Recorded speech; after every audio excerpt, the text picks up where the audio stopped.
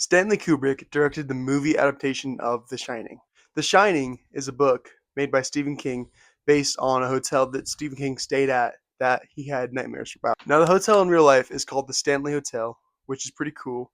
That Stanley Kubrick directed a movie based on the Stanley Hotel. I don't know, it's just like a little fun thing I like to think about.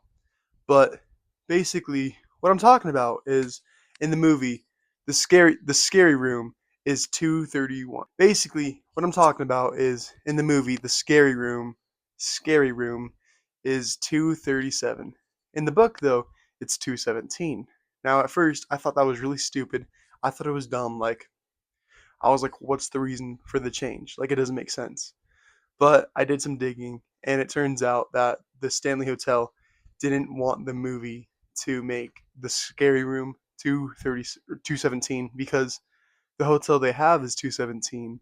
Like the hotel room they have is 217. They thought people would be too scared to stay in 217. So they decided to change it to 237 because they don't have that, right? I think that that's kind of stupid. Like, it's not going to make people not want to stay there. It's going to make people want to stay there more, to be honest. And people who stay there like without knowing it's from a horror movie, they don't care. Like, why would they care? And if anything, they're monetizing off The Shining even more today. But I don't know. That's just something I thought was stupid, but it turns out it has an actual valid reason for it. But a thing I think that doesn't have a valid reason is Harry Potter 4: The Goblet of Fire. But before we get into that, hi, I'm Coffee Hooker. I upload every Tuesday and Friday. I post videos talking about movies, reviews, my thoughts, summaries, maybe a little bit of fan fiction. Not the weird kind, I promise. Like the fun fixing a movie if it was shitty kind. That's what I'm talking about. Like, I do fun stuff like that, and I post 2 shorts a day. Well, I try to post 2 shorts a day. I'm still kind of figuring it out. I'm still kind of getting into the flow of it until I can have like an actual team that can help me with stuff. But till then, it's literally just myself. Maybe my girlfriend might help me a little bit, but it's just myself. So if any of that sounds interesting to you, make sure to subscribe. Come back every Tuesday and Friday. And yeah, with all that said, let's hop back in. Okay, now I wouldn't say I'm a big Harry Potter fan though. Okay. I like the story. I think the story's cool, right? I like the theories. I like the movies. I love the movies, actually. The movies are great. I watch Super Carlin Brothers movie flame. I watch videos talking about it, and I enjoy it, right? I have, I don't know if you can see, but I have some Harry Potter sets back there. I have the whole series back there. I have the Cursed Child somewhere, right? I like Harry Potter. I actually have like necklaces of the books. Like, that's Prisoner of Azkaban. I enjoy it. I think Harry Potter's fun, right? Now, with that said, I do enjoy the fourth movie. The fourth movie's great. It's just, it makes me mad that the director of that movie, Mike Newell, wanted to take so many creative freedoms. Like, in one instance, he wanted to, during the Dragon tournament of the Triwizard tournament, he wanted to burn down the Forbidden Forest. And the only reason he didn't is because everyone convinced him not to. And there's a whole other video I can make talking about them. Like talking about this guy, talking about the things he did on the set that like make me mad. And he shouldn't have been the director, but whatever. That's a different video. But he wanted to take so many creative freedoms that just didn't make sense. And it pissed me off. It pisses me off that they do that. Now, if it was in a series, like, I don't know, if Death Note wasn't originally a manga and it was a TV show or something, I would be fine with it if he was to try to change something. But like, it's based on a book. You can't like change something so important. If it was like uh a change I find okay is Harry's eye color. In the book it's green, in the movies it's blue cuz Daniel Radcliffe couldn't wear the contacts, right? I think that's fine. I think that's it's fine. It's whatever. It's not a big change. It's not really that big to the story. It's whatever. But something like that kind of just makes me mad. And another thing is that the Goblet of Fire is a dark story, right? Mike Newell originally wanted to make it a dark story, but he decided to change it to be a light story because he wanted to do his own thing. Just like instead of spinning off of the other directors, he wanted to outdo them and do better and do his own thing. And I think that's so stupid. I think that's lame, right? But anyways, moving on. Sticking with the Harry Potter theme, I just want to make it clear, right? Black Snape. Okay, I'm getting that out there right now, right? I don't hate the actor. The actor is actually pretty cool. He seems like a cool guy. He's good at acting, right? That's fine. I'm not racist. This has nothing to do with him being black, right? I'm not going to talk about that. That's maybe getting closer to December. I might talk about it a little bit more, but for right now, I'm not talking about it, right? What I'm talking about is what I'm talking about is this pissed me off.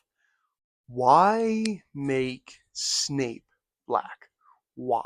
Like, okay, it wouldn't be it wouldn't be fine if they made a different character black, but why Snape? Out of all the characters, Hermione would be fine black. Dumbledore would be fine, right? It's fine. It doesn't impact the story that much.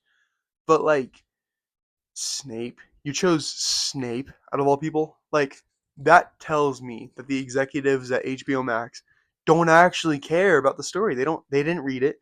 They don't actually care about how we feel about it. They don't care about how that affects the story. Now, there's a theory going around that they did that to spread controversy in like the fandom surrounding Harry Potter. They did that to spread controversy. TV show talked about more so they could make more money from people hate watching it. But like, I feel like that's so stupid because it's Harry Potter.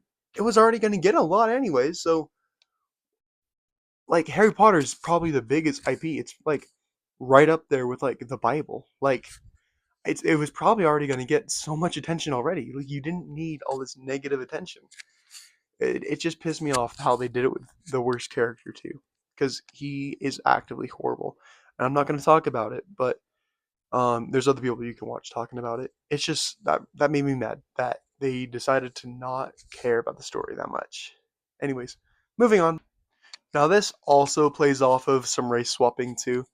It's not that I have a problem with the race swapping in general. It just kind of annoys me. Like what's the point in race swapping? If one day Nintendo made a movie about Daisy from Super Mario Bros. And they made her black, right? That would be fine. She's like from like an African um kingdom. Like I know Africa's not in Super Mario Bros, but it's like a desert kingdom. It's like Africa, you know? And there's a lot of black people there because of the sun and just biology and stuff. Now I'm not saying white people can't come from there, but it would just make sense if she was black. I wouldn't be mad about it, and I'm sure not a lot of people would be pissed. Now there would be people who are pissed, but they just don't know biology and science, so it would just make them more mad, right? Because they're not understanding it properly. But for me, I wouldn't get that mad. Now, what made me mad about this, The Little Mermaid 2023, it was a great movie, right? Great, perfect movie. Awesome, right? But the thing is about that movie, why did they have to make the actress black? Now, the actress was beautiful, right? She was really beautiful. She's really awesome. And, like, she has a really pretty voice. Why on earth did they make her black? You know, like, are you telling me you couldn't find a redheaded actress who looks like a princess? She doesn't even have to sing. She doesn't have to sing because you can find an actress to take over the singing parts for them. Like, they do that in movies all the time. Like in K-pop Demon Hunters, there was an actress for the voice of Rumi and then the singer, actress for the voice of Zoe, and then the singer. There's actresses to take over for their singing parts. So you're telling me you couldn't find a redhead who looks like a princess and then another person who can sing? Like, come on now. That just doesn't make sense. Also, wouldn't it make more sense for her to be pale because there's not a lot of sunlight going down to the bottom of the ocean because that's where they are because they're hiding from the humans. So wouldn't it make sense for them to be more pale because there's not a lot of melanin in the ocean? Like I feel like that would just make more sense, you know? Okay, this one kind of plays off the race swapping aspect, but it's not really the race swapping that bothered me. It was more just Rachel Zegler, just like in general, because she kind of just sucks as a person. Like she was actively talking crap about the movie that she was on, like the original movie that she was like remaking. She was actively talking crap about it. She didn't want to do the role. The actress for Ariel wanted to be the Ariel. She wanted to recreate the movie in a good way, you know? And she just wasn't like Rachel Zegler was just kind of just like annoying, you know? It had nothing to do with her being mixed, South American and white. It had nothing to do with that.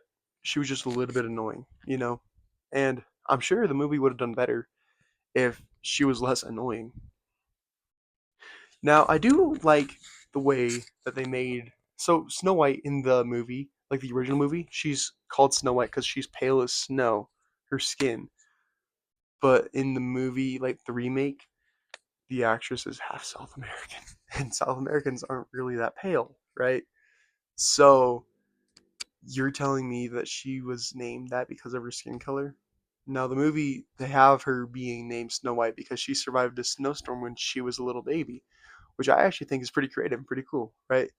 And I like that they were trying to cover for their asses changing a little bit, but I still think it's a little bit annoying. And I do want to point out too that I'm fine with live action remakes changing stuff about the story because you don't want to watch the same story again, just live action, because that sounds lame. Who would want to watch that, you know? So I do get it, but it's just like they could have done it better. They could have done it better. And then for the dwarves, they could have hired like actual short people, midgets, to be the dwarves. Like you're telling me they couldn't? Like, come on now, that's just so lame. Now the last three kind of sound like I hate race swapping, and I don't. Like it's whatever. I like Samuel L. Jackson as Nick Fury. I think that fits him better, right?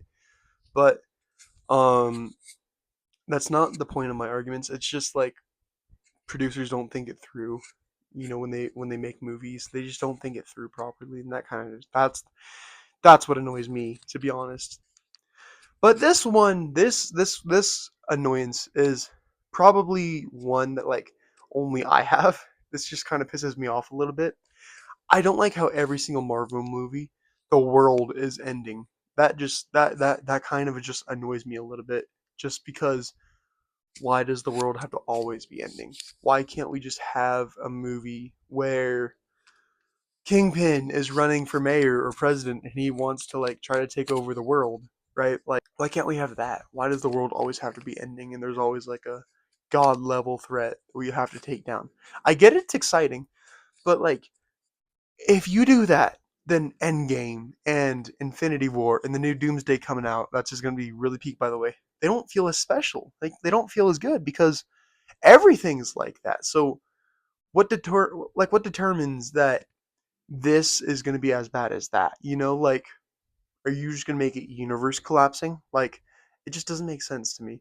And it kind of just pisses me off because why does it always have to be like that? Why can't we just have a chill movie where Spider-Man is just trying to save the day from like bank robbers or something, you know? I feel like that's more exciting.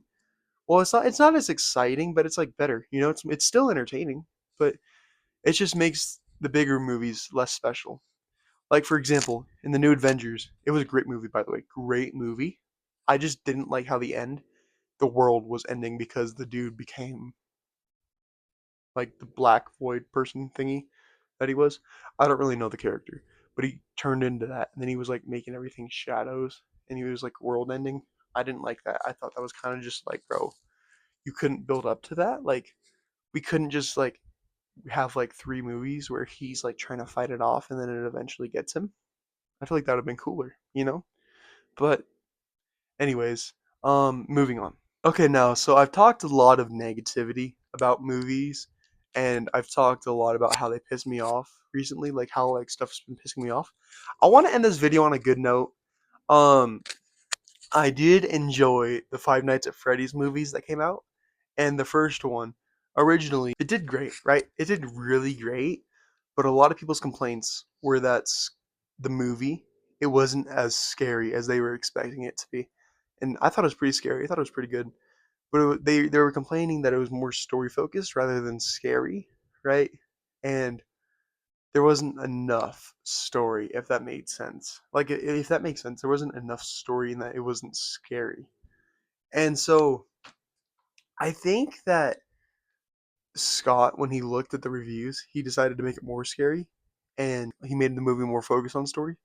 Everyone didn't like that because they thought it was too scary and they thought it was too story focused. But I like that Scott was actually listening to the fans and our feedback. I like that he was actually listening, and I think that if Hollywood directors and executives actually listen to what we want, they'll make more money. We'll get better movies. It's a win-win, you know. So I wish that like producers and executives in Hollywood, all everyone up here, would just listen to us because we could make great movies. Anyways, guys, those are a few things that I dislike about Hollywood, and one thing that I actually like about Hollywood. If you want, I can make a video talking about more things I like about Hollywood, just to counteract this video because I feel like it was pretty negative. But yeah, I'm Coffee Hooker, and I'll see you guys again on Friday. I do also take video ideas in the comments below. If you want to like leave me an idea, I got you. I already have the next video picked out, but yeah, if you have any ideas that you want to see or anything at all, just leave a comment, and I got you. All right, have a good day. And in conclusion, love you a lot. Bye. Mwah.